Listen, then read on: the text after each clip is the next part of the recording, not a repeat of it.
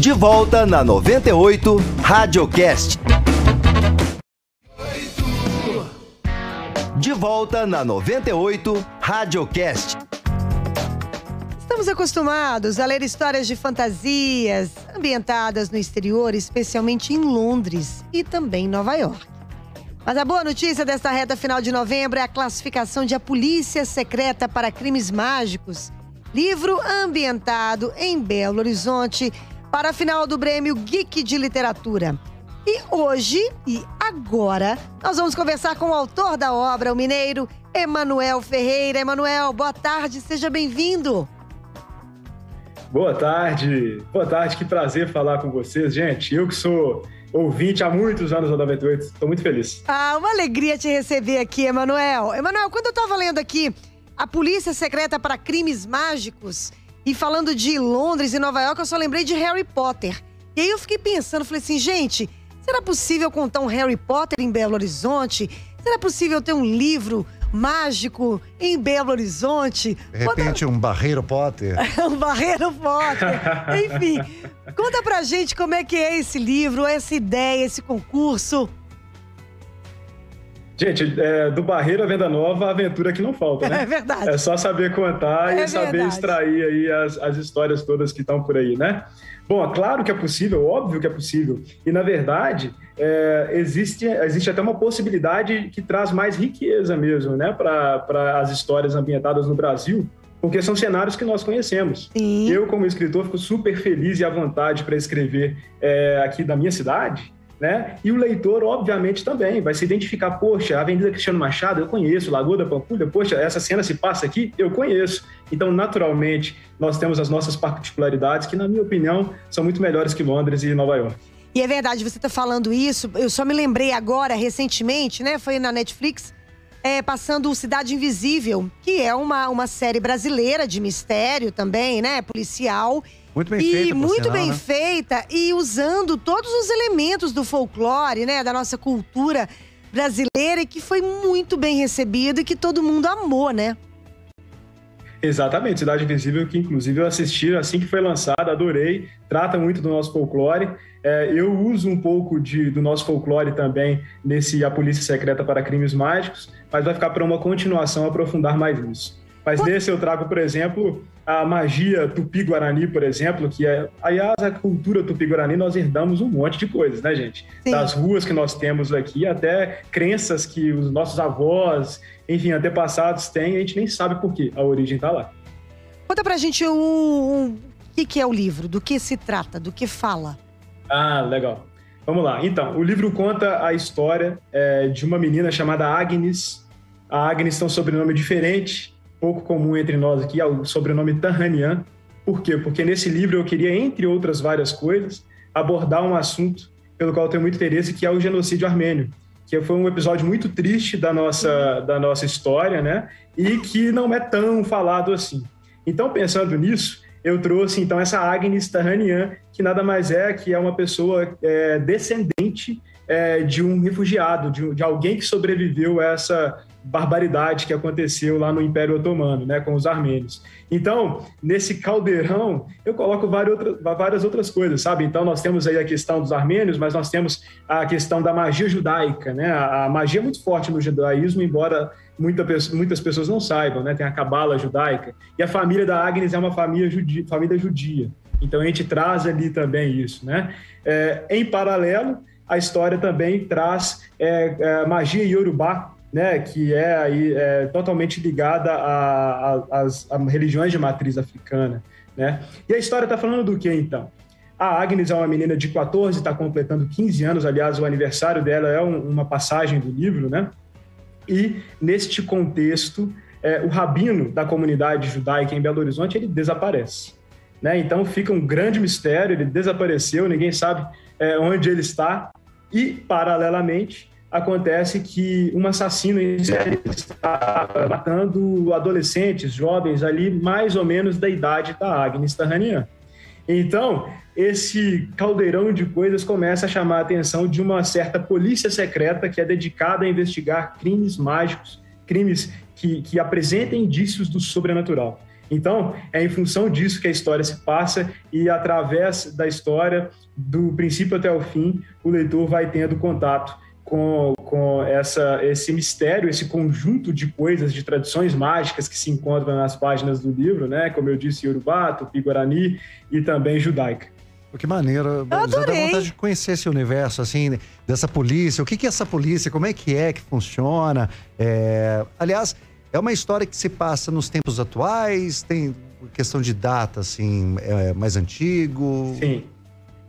Eu não me prendo muito ao longo do livro nas datas, mas o ano de 2020 é mencionado. Então, a gente pode considerar que a história se passa ali exatamente no ano de 2020, né? Então, não existem muitas referências, muitos paralelos a coisas que factualmente aconteceram no ano de 2020, tá? Mas toda a estética do livro, a forma como os personagens, que são jovens, se comunicam, e enfim, o cenário como um todo, você consegue perceber, então, que se passa nos tempos atuais. E a sua primeira pergunta é sobre a Polícia Secreta. Ela é uma instituição naturalmente secreta, como o nome sugere, né, que está vinculada ali a uma instituição maior que ela, digamos assim, voltada e desde os tempos antigos a investigações do sobrenatural. Então, ali a gente acaba brincando um pouquinho também com espionagem, com essa questão da contra-espionagem. Então, em quem você pode confiar e em quem você não pode confiar dentro do seu próprio grupo, né, de investigadores, digamos assim. Eu fiquei muito feliz de escrever essa história e estou colhendo assim, muitos feedbacks legais, tanto lá na página da Amazon, onde a história está disponível para download, como aqui mesmo no Instagram, enfim, nas redes sociais. A Fê falou sobre Harry Potter, mas tem uma salada aí de referências que, por exemplo, você vai falando, eu vou pescando, cara, isso tem a ver com aquilo outro, aquele livro, aquele filme, por aí vai. Você conseguiria mais ou menos citar as maiores referências para essa história ali, sem dar spoiler através disso, mas quais foram os elementos que você buscou ali que tem a ver com esse imaginário que você criou? Olha, Harry Potter é uma menção feliz.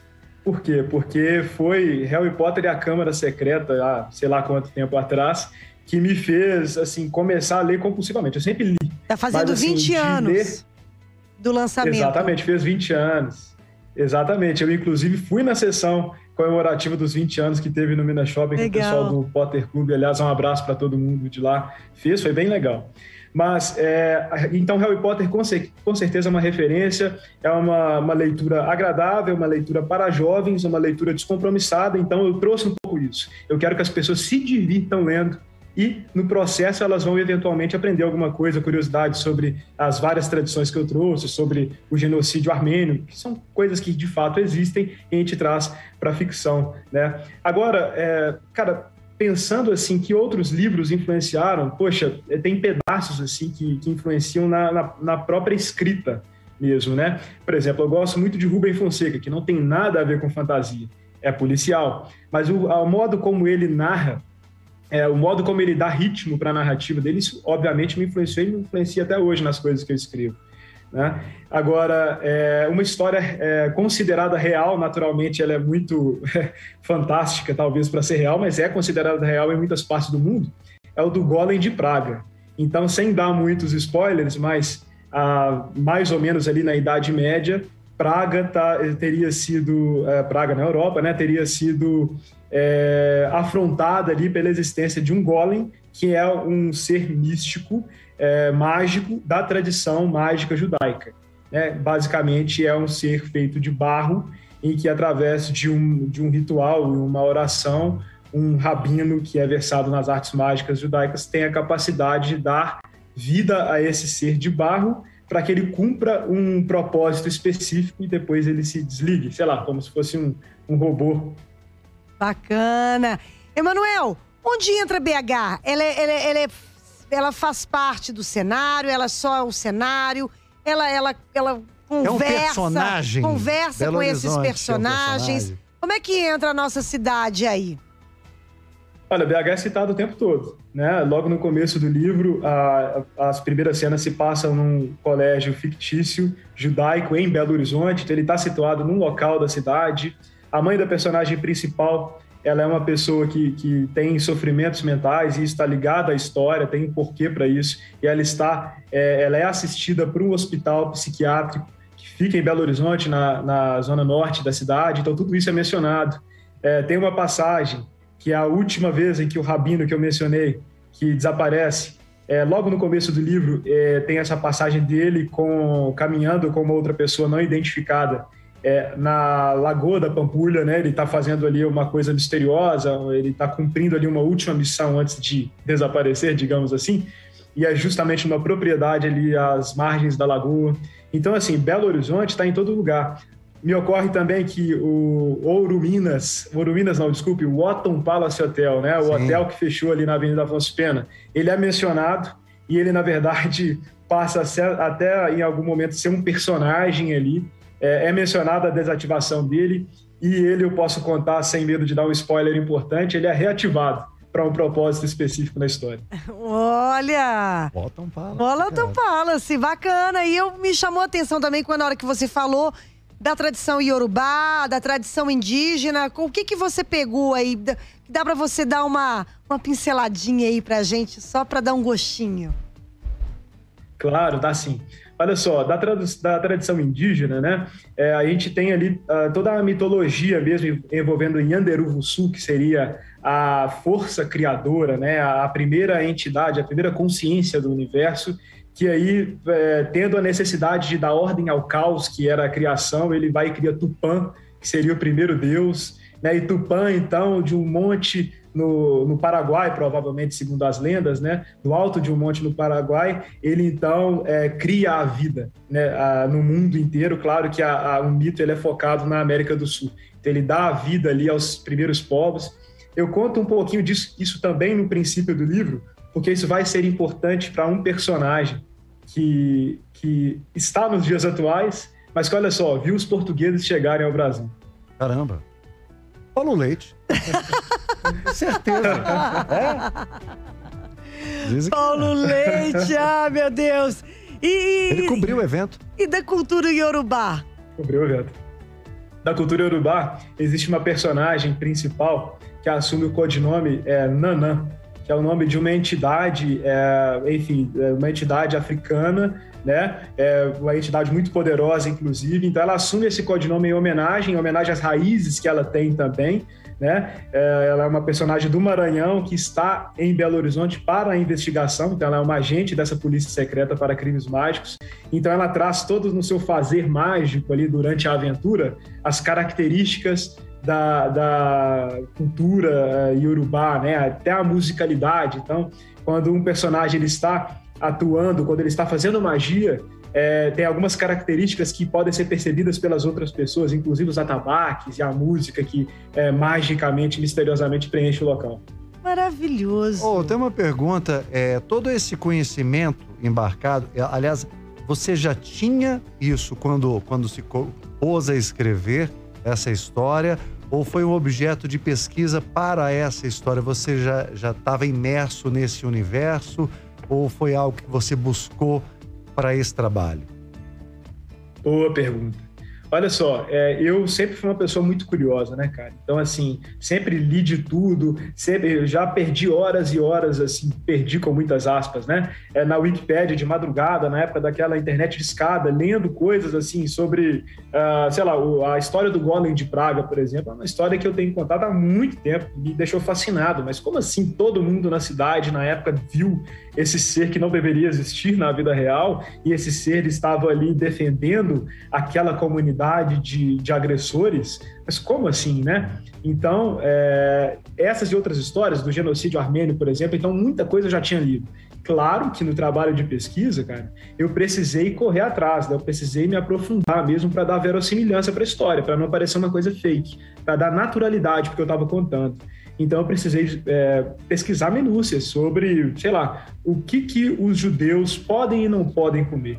Né? Eles não comem frutos do mar, né? Isso é por uma questão que está na Torá, né? Então, eles também não comem alguns derivados de animais. Então, assim, se eu vou fazer uma cena, por menor que seja a passagem, por simples que seja a citação, em que tem personagens judeus almoçando, eu não posso colocar que ele comeu uma carne de porco, por exemplo.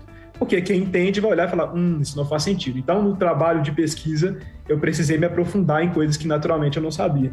Mas, de modo geral, o cenário já era composto por coisas que eu já tinha interesse há muito tempo. Manuel, como é que você entrou nesse concurso? Como é que foi feito isso? O resultado sai amanhã, não é isso? Não. Amanhã terminam as votações. Então, o resultado vai sair na CCXP no dia 4. Tá. Então, esse concurso é o Prêmio Geek, né? O Prêmio Geek ele é realizado pela Amazon Brasil, pelo Omelete, o portal Omelete, quem é nerd como eu já cansou de acessar, pois é. E também pela editora Pipoca e Nanquim, que é uma editora super importante no cenário, especialmente para quadrinhos, né? E ele tem esse prêmio 2 categorias, ficção, onde estão os livros, e quadrinhos, né? A primeira fase passou por uma avaliação de uma banca dos organizadores, né, de profissionais indicados pelos organizadores, e essa banca chegou a 5 finalistas, né? Entre eles, felizmente, a Polícia Secreta para Crimes Mágicos, né? Então, 5 finalistas de ficção e 5 finalistas de quadrinhos. E agora nós estamos na fase da votação popular. Então, a fase da votação popular começou já na semana anterior, vai até amanhã, às 23h59. Então, quem quiser, por favor, vote a Polícia Secreta para Crimes Mágicos. O link está no meu Instagram, Emanuel com _F, Emanuel_F. É muito fácil, são 3 cliques e rapidinho a pessoa vota. O resultado sai no dia 4. Eu fiquei sabendo, enfim, por um edital mesmo, eu estava navegando e alguém publicou isso, acho que no Instagram. Eu me interessei e falou, poxa vida, eu vou inscrever o meu livro que já estava publicado lá na Amazon, né, para Kindle.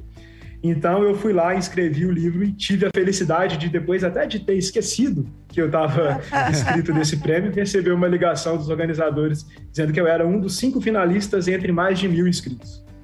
Maravilha! Emanuel, graças a Tupã. Quem quiser encontrar o seu livro, é só quem tem Kindle? Ou não? Você pode baixar, pode baixar no computador ou no celular? Legal, essa é uma dúvida que as pessoas têm. Funciona assim, pessoal, é o seguinte. Você tem que entrar lá no site da Amazon, amazon.com.br. Aí você digita lá, Polícia Secreta para Crimes Mágicos. O livro só existe numa versão hoje virtual, beleza? Então é necessário ter uma conta da Amazon para você ler. E aí, se você tiver o Kindle, que é esse dispositivo que eu particularmente sou fã, você consegue ler ali naquele dispositivo que é especial para isso, né? Mas, se você não tem o Kindle, você consegue baixar no seu celular, tem disponível para Android e iOS, o aplicativo Kindle, e você lê no celular mesmo, né? Ou até pelo computador. Tem o Kindle na nuvem, você consegue acessar lá e ler todos os livros no computador com muita tranquilidade. Então pronto, tá dada a dica aí pra vocês. Conversamos com o Emanuel Ferreira. Quem quiser achar o Emanuel no Instagram, repete aí, Emanuel. @Emanuel_F. Emanuel_F. Tô por lá, adoro conversar, gente. Se você falar que leu meu livro, que começou a ler, ou que vai começar ainda e quiser trocar uma ideia, eu tô sempre que posso responder. Valeu, querido. Muito obrigada. Mais sucesso pra você. E até a próxima. Obrigado, gente. Um abraço pra vocês. Foi um prazer. Tchau, tá? Valeu. Adorei. Dá umas dicas pra ele. Cara, bateu meia-noite aqui nos corredores da 98. Tem cada mistério que acontece.